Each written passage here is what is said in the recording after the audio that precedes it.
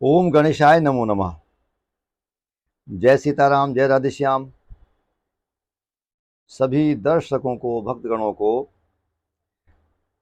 2025 हनुमान जन्मोत्सव की शुभकामनाएं। मंगलमय हो, सबका जीवन स्वर्णिम, आनंदित, प्रफुल्लित, मधुर, सुमधुर एवं शांति में, और जीवन में सभी हनुमान जी के भक्तगणों का, व हम लोगों के दरबार से जो लोग कनेक्टिविटी में हैं, जुड़े हैं, उन सभी लोगों का शुभत्व हो, मांगलिक हो, अच्छी अच्छी उन लोगों को सूचनाएं मिलें जीवन में, और रोग दोष व्याधि उनकी समाप्त हो, शुभत्व हो। किसी प्रकार का भी रोग दोष व्याधि गृह में, घर में, जीवन में, शरीर में, परिवार में, कुटुंब में न रहे। ना से रोग हरे सब पीरा। आइए प्रिय दर्शकों, बात करते हैं हम थोड़ा सा हनुमान जन्मोत्सव की व हनुमान जयंती की। कुछ लोग इसको, जो पर्व है चैत्र सुदी पूर्णिमा को, हनुमान जयंती का पर्व बोलते हैं, लेकिन हनुमान जी का पर्व ये जयंती नहीं बोलना चाहिए। कारण, जयंती उस व्यक्ति की होती है, मनुष्य की होती है, मनुज की होती है, जिसकी मृत्यु होती है, जयंती उसकी मनाई जाती है। इसलिए हनुमान जी की मृत्यु का कहीं कोई भी प्रमाण नहीं है। अजर अमर की आशीष पायो। हनुमान जी अजर हैं, अमर हैं, चूंकि शंकर जी का, शिव का एकादश स्वरूप हैं। तो पहले तो आपको बताते हैं कि ये हनुमान जन्मोत्सव क्यों मनाया जाता है। ये हनुमान जी का प्रकटोत्सव है, जन्मोत्सव है। हनुमान जी का जो जन्मोत्सव है, चैत्र शुदी पूर्णिमा दिन मंगलवार को हनुमान जी का प्रकटीकरण हुआ। अब क्यों प्रकट हुए?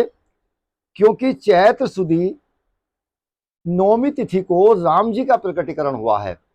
अच्छा, राम जी का प्रकटीकरण क्यों? राम जी का जन्म नहीं हुआ है। राम जी ने सभी तिथियों पर, जब इनको पृथ्वी लोक में, विष्णु भगवान जी को, नारायण को पृथ्वी लोक में आना था, तो इन्होंने सभी तिथियों पर नजर अपनी डाली है, दृष्टिपात किया है।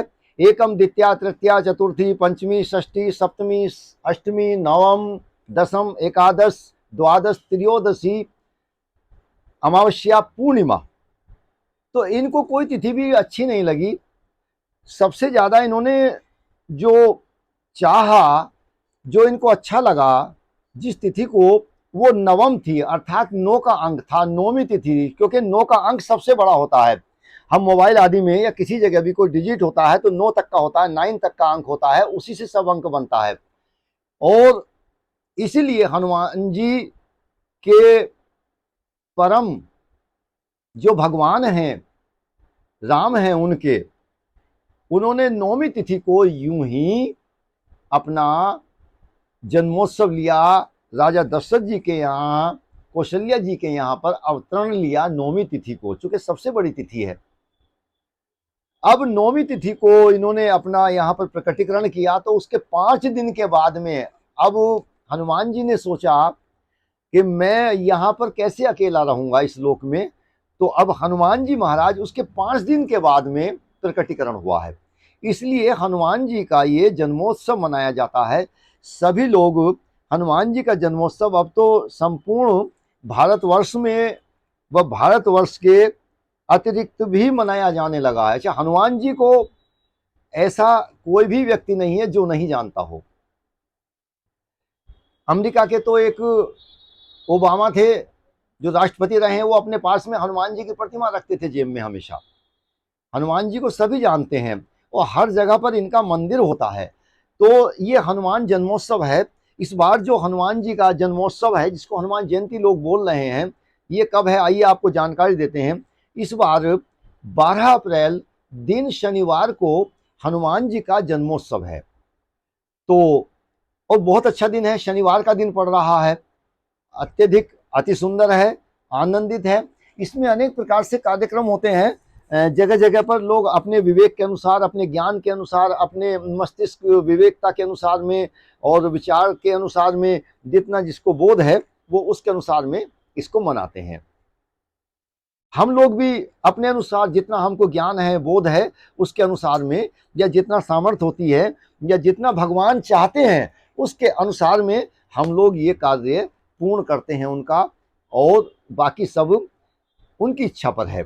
भगवान के लिए तो इच्छा अनंत होती है, चूंकि भगवान अनंत है। हरि अनंत, हरि कथा अनंता, यही गावहीं सुनहि सब संता। भगवान अनंत हैं और उनकी कथा भी अनंत है। कभी भगवान की कथा फिनिश नहीं होती, समाप्त नहीं होती, संपन्न नहीं होती, एंड नहीं होती है, चूंकि भगवान अनंत हैं। तो इसलिए जितना भी जो करता है अपने विवेक के अनुसार वो ठीक करते हैं। भगवान की कथा को, भगवान के कार्यक्रम को विराम दिया जाता है, विश्राम दिया जाता है, उसका कभी समापन नहीं होता है, नहीं ये बोला जाता है। हम लोग रामायण करते हैं, रामायण का पाठ होता है, श्री राम जी का, रामायण का, श्री रामचरितमानस का पाठ होता है, जगह जगह पर पाठ इस समय चल रहे हैं। तो एक तो विशेष बात बताएं कि रामचरित, श्री रामायण जी का जो नाम है श्री रामचरितमानस है। ये रामचरितमानस इसलिए है जबकि ये शब्द होना चाहिए था चरित्र, लेकिन चरित्र इसलिए नहीं है क्योंकि मनुष्य का होता है चरित्र और भगवान का चरित्र नहीं होता, भगवान का होता है चरित्र, इसलिए इसका नाम श्री रामचरितमानस है। आइए आपको एक दूसरे पक्ष की तरफ लेकर चलते हैं। तो हनुमान जन्मोत्सव, श्री राम जी के अनन्य भक्त जो हैं हनुमान जी महाराज, श्री बालाजी महाराज, उनका जो है प्रकोत्सव जो है ये इस बार 12 अप्रैल दिन शनिवार चैत्र सुदी पूर्णिमा को मनाया जा रहा है। सभी लोग इसमें हम लोगों के अनुसार में जो जहाँ जहाँ पर जुड़े हैं, जिन दरबारों से, उसमें आमंत्रित हैं और वहाँ पर जाएंगे और कार्यक्रम यूं ही बहुत अधिक चल रहे हैं।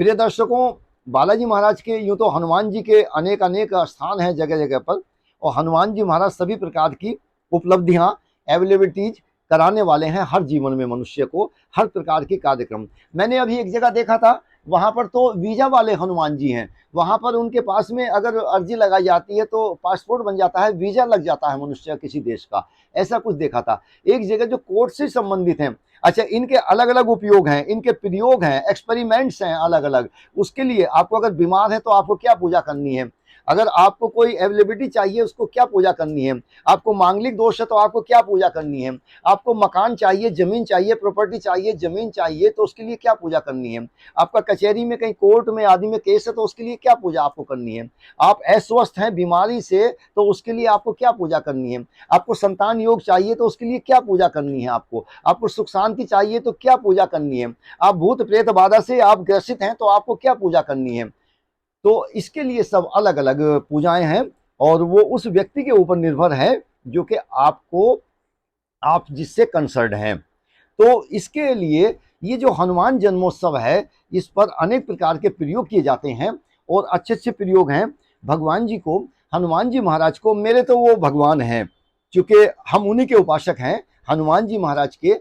और बालाजी महाराज का एक छोटा सा दरबार है, और दरबार क्या, वो हम लोगों का अध्यात्म केंद्र है और हमारा भजन सुमरन मेडिटेशन करने का एक स्थान है। वहाँ पर हम लोग कुछ कार्यक्रम कर रहे हैं। ये हमने अपने ग्रुप आदि पर भी उसका न्यूज़ को सूचनार्थ सभी लोगों को, ये अपने जो दर्शक हैं, भक्तगण हैं, उनको हमने प्रेषित किया हुआ है। तो इसमें अनेक प्रकार के कार्यक्रम होते हैं। लोग हनुमान जी को चोला लगाते हैं। स्वास्थ्य को अगर सही करना है, कोई बीमारी ही नहीं रह सकती मनुष्य के जीवन में, धन का करना है तो भी चोला लगाया जाता है। अनेक प्रकार के उपयोग हैं, प्रयोग हैं।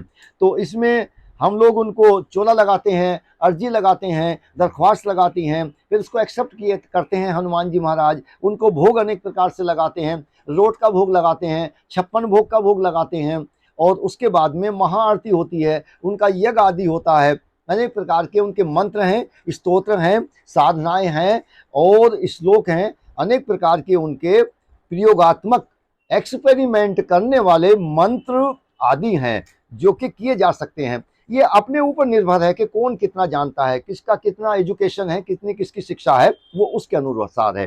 तो इस बार प्रिय दर्शकों, आप लोग हनुमान जी का विशेष आप साधना कीजिए। यदि किसी व्यक्ति को शनि ग्रह आ गया है, जैसा कि अभी पिछले दिनों शनि ग्रह मीन राशि में प्रवेश किया है, 29 मार्च में किया है, तो उसके लिए क्या कार्य करना है। इस बार हनुमान जन्मोत्सव ही शनिवार को है, तो यदि आप उससे त्रस्त हैं, उससे ग्रस्त हैं, उससे प्रभावित हैं, तो आप लोग इस हनुमान जन्मोत्सव पर, चूंकि शनिवार में है, तो आप विशेष अनुष्ठान, विशेष पूजा, विशेष हवन यज्ञ आदि, या हनुमान जी महाराज को और शनि महाराज को चोला लगाकर उसमें लाभान्वित हो सकते हैं। प्रिय दर्शकों, इस प्रकार से ये थोड़ा मैंने आप लोगों को हनुमान जन्मोत्सव के विषय में कुछ जानकारी दी है।